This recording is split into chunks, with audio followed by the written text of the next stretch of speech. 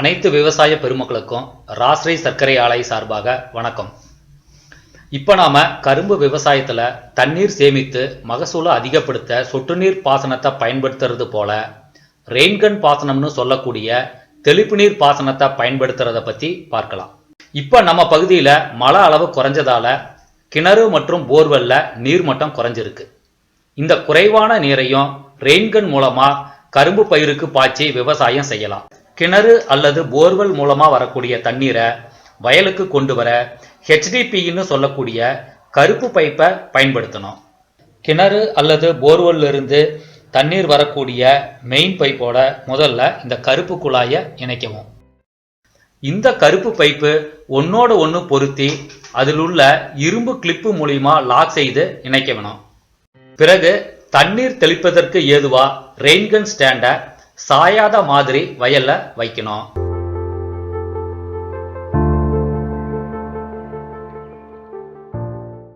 பிறகு கருப்பு பைப்பை ரெயின்கன் குழாயுடன் இணைத்து இரும்பு கிளிப்பு மூலியமா லாக் செய்யவும். இப்ப நம்ம ரெயின்கனோட ஒவ்வொரு பாகத்தை பத்தியும் அதனோட பயன்களை பத்தியும் பார்க்கலாம். இதுதான் ரெயின்கன். இதுல நாசில் மொத்தம் 3 அளவு இருக்கு. அதாவது 12, 13, 14 நம்பர் நாசில். தண்ணி தூரமா போகணும்னா 12ஆம் நம்பர் நாசிலையும், மீடியமான தூரத்துல போகணும்னா 13ஆம் நம்பர் நாசிலையும், அதை விட கம்மியான தூரத்துல போகணும்னா 14ஆம் நம்பர் நாசிலையும் பயன்படுத்தலாம். இந்த ஸ்க்ரூ டைப்ல உள்ள நாப் தண்ணியை கிழிக்கக்கூடியது. இந்த ஸ்க்ரூவை மேலேயும் அட்ஜஸ்ட் பண்ணிக்கலாம், கீழேயும் இறக்கி விட்டுக்கலாம். எந்த அளவுக்கு தண்ணி கிழிச்சு நீர் பாசனமோ அந்த அளவுக்கு இதை அட்ஜஸ்ட் பண்ணிக்கலாம். அதுக்கப்புறம் கீழே பார்த்தீங்கன்னா கீழே வரக்கூடிய தண்ணியை கிழிக்கிறதுக்கு இந்த ஸ்க்ரூ. இதனால பக்கத்துல உள்ள பயிருக்கு தண்ணி நல்லா கிடைக்கும். இதையும் மேலேயும் அட்ஜஸ்ட் பண்ணிக்கலாம், கீழேயும் அட்ஜஸ்ட் பண்ணிக்கலாம். இதுக்கப்புறம் இங்க பாத்தீங்கன்னா பட்டன் டைப்ல ஒரு சுவிட்ச் இருக்கும். இதுதான் கண்ட்ரோலை மாத்துறது. வயல்ல நம்ம ரெயின்கன்னை வச்சுட்டு ஒரே பக்கம் மட்டும் தண்ணி பாய்ச்சணும்னா இதை பயன்படுத்தலாம். அதுக்கப்புறம் கீழே பாத்தீங்கன்னா 2 கிளிப்பு கொடுத்துருப்பாங்க. வயல்ல ஒரு பக்கம் மட்டும் தண்ணி தெளிக்கணும்னா முதல்ல மேல உள்ள கிளிப்பை தேவையான இடத்துல வச்சு டைட் பண்ணணும்.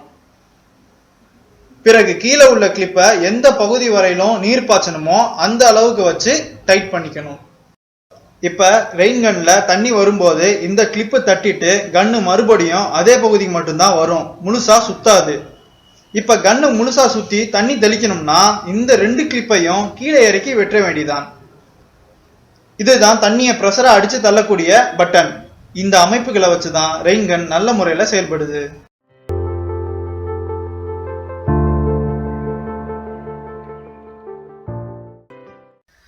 ரெயின்கன் அமைப்பு எல்லாம் சரியா பொருத்தி இருக்கிறதாங்கிறத பார்த்துட்டு பிறகு நம்ம மோட்டாரை இயக்கி ரெயின்கன் மூலியமா கரும்புக்கு தண்ணீர் பாய்ச்சலாம்.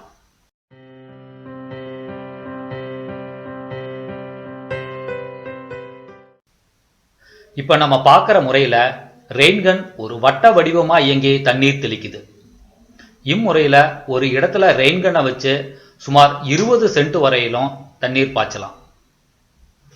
ஒவ்வொரு இடத்துலையும் ரெயின்கனை குறைஞ்சது 1.5 மணி முதல் 2 மணி நேரம் இயக்கி தண்ணீர் பாய்ச்சணும்.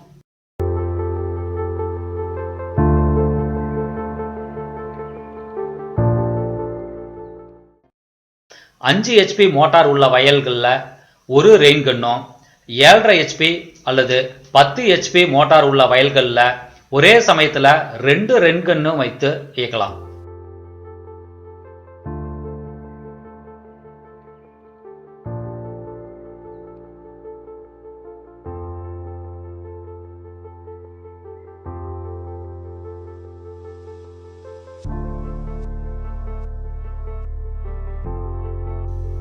ஒரு முழு வட்ட வடிவமா இல்லாம வயல்ல ஒரு பாதியாகவோ அல்லது வயல்கள்ல ஒரு குறிப்பிட்ட பகுதிக்கு மட்டும் தண்ணீர் தெளிக்க முன்பு சொன்னபடி ரெயின்கனுக்கு கீழ் உள்ள பட்டனை லாக் செய்து இயக்கணும். இது மாதிரி செய்யும் பொழுது ஒரு அரை வட்ட வடிவில் வயலுக்கு தண்ணீர் பாய்ச்சப்படும். கரும்பு பயிரை பொறுத்தவரை நடவு முதல் 6-7 மாதம் வரையிலும் ரெயின்கன் மூலியமா தண்ணீர் பாய்ச்சலாம்.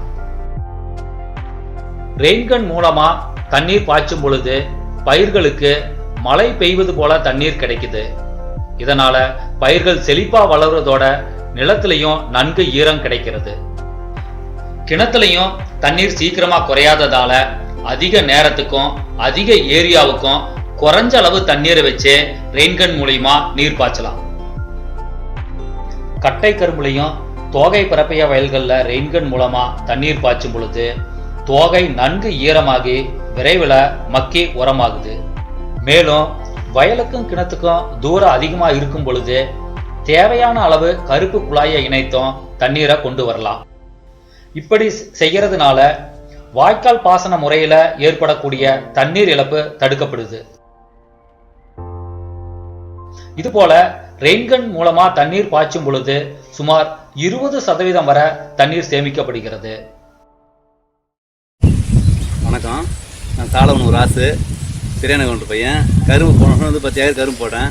கரும்பு ரொம்ப காய்ச்சலாக இருந்தது. அதனால் ரெயின் கன் வாங்கி கொடுங்க அப்படின்னு சொல்லிட்டு ரெயின் கன் வாங்கி கொடுத்தாங்க. போன வருஷம் வந்து கிட்டத்தட்ட ஒரு 10 ஏக்கரும் பயிரிட்டு நல்லாவே இருந்தது. இந்த வருஷம் இன்னும் ஒன்று கேட்டு வாங்கி மறுபடியும் வச்சு படிச்சுன்னு இருக்கிறேன். பயிர் நல்லாவே இருக்குது.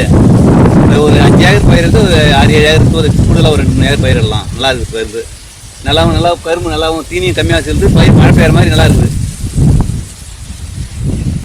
இதுதான் வச்சு நான் இப்போ தண்ணி அடிக்கிறேன்.